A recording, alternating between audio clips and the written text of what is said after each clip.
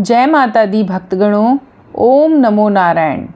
माता के इन पवित्र नवरात्रों के दिनों में आज मैं आपको माता के एक अनन्य भक्त ध्यानु भक्त की कथा सुनाऊंगी। कथा सुनाने से पूर्व मेरा आपसे अनुरोध है कि कथा अगर आपको थोड़ी भी पसंद आती है तो आप कथा को अवश्य लाइक कीजिएगा, चैनल को सब्सक्राइब कीजिएगा और वीडियो को लाइक एंड शेयर भी कीजिएगा। तो कथा को बड़े ही सच्चे मन से और पूरे प्रेम भाव के साथ अगर आप सुनेंगे तो ये कथा आपको बहुत पसंद आएगी। तो चलिए भक्तगणों, कथा हम सुनाना शुरू करते हैं। हिमाचल प्रदेश में कांगड़ा से 30 किलोमीटर दूर स्थित है ज्वाला देवी मंदिर। इसे जोतावाली का मंदिर भी कहा जाता है। यहाँ पर पृथ्वी के गर्भ से 9 अलग अलग जगह से ज्वाला निकल रही है, जिसके ऊपर ही मंदिर बना दिया गया है। इन 9 ज्योतियों को महाकाली, अन्नपूर्णा, चंडी, हिंगलाज, विंध्यावासिनी, महालक्ष्मी, सरस्वती, अंबिका, अंजी देवी के नाम से भी जाना जाता है। इस जगह के बारे में एक कथा अकबर और माता के परम भक्त ध्यानु भक्त से जुड़ी हुई है। जिन दिनों भारत में मुगल सम्राट अकबर का शासन था, उन्हीं दिनों की ये घटना है। हिमाचल के नादौन गांव में निवासी माता का एक सेवक ध्यानु भक्त 1000 यात्रियों सहित माता के दर्शन के लिए जा रहा था। इतना बड़ा दल और काफिला देखकर बादशाह के सिपाहियों ने चांदनी चौक दिल्ली में उन्हें रोक लिया और अकबर के दरबार में ले जाकर ध्यानु भक्त को पेश किया। बादशाह ने पूछा, तुम इतने आदमियों को साथ लेकर कहाँ जा रहे हो? तब ध्यानु ने हाथ जोड़कर उत्तर दिया, मैं ज्वाला माई के दर्शन के लिए जा रहा हूँ। मेरे साथ जो लोग हैं वह भी माता के ही भक्त हैं और यात्रा पर जा रहे हैं। अकबर ने सुनकर कहा, यह ज्वाला माई कौन है और वहाँ जाने से क्या होगा? ध्यानु भक्त ने उत्तर दिया, महाराज, ज्वाला माई संसार का पालन करने वाली माता है। वे भक्तों के सच्चे हृदय से की गई प्रार्थनाओं को स्वीकार करती हैं। उनका प्रताप ऐसा है, उनके स्थान पर बिना तेल बत्ती के ही ज्योति जलती रहती है। हम लोग प्रतिवर्ष उनके दर्शन के लिए जाते हैं। अकबर ने कहा, अगर तुम्हारी बंदगी पाक है तो देवी माता ज़रूर तुम्हारी इज्जत रखेंगी।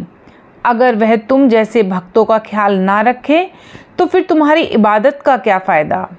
या तो वह देवी ही यकीन के काबिल नहीं या फिर तुम्हारी इबादत झूठी है। इम्तिहान के लिए हम तुम्हारे घोड़े की गर्दन अलग कर देते हैं। तुम अपनी देवी से कहकर उसे दोबारा जिंदा करवा लेना। इस प्रकार घोड़े की गर्दन काट दी गई। ध्यानु भक्त ने कोई उपाय न देखकर बादशाह से 1 माह की अवधि तक घोड़े के सिर व धड़ को सुरक्षित रखने की प्रार्थना की। अकबर ने ध्यानु भक्त की बात मान ली और उसे यात्रा करने की अनुमति भी मिल गई।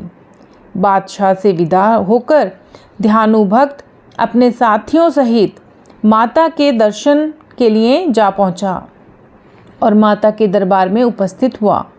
स्नान पूजन आदि करने के बाद रात भर उसने जागरण किया। प्रातःकाल आरती के समय हाथ जोड़कर ध्यानु ने प्रार्थना की, बड़े ही सच्चे हृदय से, हे मातेश्वरी, आप अंतर्यामी हैं। बादशाह मेरी भक्ति की परीक्षा ले रहा है। मेरी लाज रखना माँ। मेरे घोड़े को अपनी कृपा व शक्ति से जीवित कर देना। यदि आप मेरी प्रार्थना स्वीकार नहीं करेंगी तो मैं भी अपना सिर काटकर आपके चरणों में अर्पित कर दूंगा, क्योंकि लज्जित होकर जीने से तो मर जाना ही अधिक अच्छा होता है, और वो भी आपकी भक्ति में। जब वह कोई उत्तर ना उसे मिला तो इसके पश्चात भक्त ने तलवार से अपना शीश काटकर देवी के भेंट कर दिया। उसी समय साक्षात ज्वाला माँ प्रकट हो गई और ध्यानु का सिर धड़ से जुड़ गया। भक्त जीवित हो गया। माता ने भक्त से कहा कि ध्यानु, मेरे प्यारे बच्चे, दिल्ली में घोड़े का सिर भी धड़ से जुड़ गया है। चिंता छोड़कर दिल्ली पहुँचो। ध्यानु भक्त ने माता के चरणों में शीश झुकाकर प्रणाम कर निवेदन किया कि हे जगदम्बे, आप सर्वशक्तिशाली हैं। हम मनुष्य अज्ञानी हैं, भक्ति की विधि भी नहीं जानते। फिर भी विनती करता हूँ कि हे जगत माता, आप अपने भक्तों की इतनी कठिन परीक्षा ना लिया करें। कहते हैं कि अपने भक्त की लाज रखते हुए माँ ने घोड़े को फिर से जिंदा कर दिया था। यह सब कुछ देखकर बादशाह अकबर हैरान हो गया। उसने अपनी सेना बुलाई और खुद मंदिर की तरफ चल पड़ा। वहां पहुंचकर फिर उसके मन में शंका हुई। उसने अपनी सेना से माँ की ज्योतियों को बुझाने के लिए अकबर ने नहर बनवाई, लेकिन माँ के चमत्कार से ज्योतियाँ नहीं बुझ पाईं। इसके बाद अकबर माँ के चरणों में पहुँचा, लेकिन उसको अहंकार हो गया कि उसने 1.25 मन अर्थात 50 किलो सोने का छत्र हिंदू मंदिर में चढ़ाया है। इसीलिए ज्वाला माता ने वह छत्र कबूल नहीं किया और उसे लोहे का बना दिया और खंडित भी कर दिया। आप आज भी वह बादशाह अकबर का छत्र ज्वाला देवी के मंदिर में देख सकते हैं। जब माँ ने अकबर का घमंड दूर कर दिया था और अकबर भी माँ का सेवक बन गया था, तब अकबर ने भी माँ के भक्तों के लिए वहाँ सराय बनवाई। पृथ्वी के गर्भ से इस तरह की ज्वाला निकलना वैसे कोई आश्चर्य की बात नहीं है, क्योंकि पृथ्वी की अंदरूनी हलचल के कारण पूरी दुनिया में कहीं ज्वाला, कहीं गर्म पानी निकलता रहता है। कहीं कहीं तो बाकायदा पावर हाउस भी बनाए गए हैं जिनसे बिजली उत्पादित की जाती है। लेकिन यहाँ पर ज्वाला प्राकृतिक ना होकर चमत्कारिक है, क्योंकि अंग्रेजी काल में अंग्रेज़ों ने अपनी तरफ से पूरा जोर लगा दिया कि ज़मीन के अंदर से निकलती हुई इस ज्वाला को इस्तेमाल किया जाए। कुछ वर्ष पहले ONGC ने भी गैस रिसोर्सेज ढूंढे, लेकिन लाख कोशिशों करने पर भी वे इस ऊर्जा के स्रोत को नहीं ढूंढ पाए। वहीं अकबर ने भी लाख कोशिशों के बाद भी इसे बुझा ना पाया था। यह दोनों बातें यह सिद्ध करती हैं कि यह ज्वाला चमत्कारिक रूप से ही निकलती है, ना कि प्राकृतिक रूप से। नहीं तो आज यहाँ मंदिर की जगह मशीनें होती। बहुत प्रयत्न करने के बाद भी आज तक इन ज्वालाओं को कोई भी बुझा नहीं पाया है। ये माता का ही तो चमत्कार है।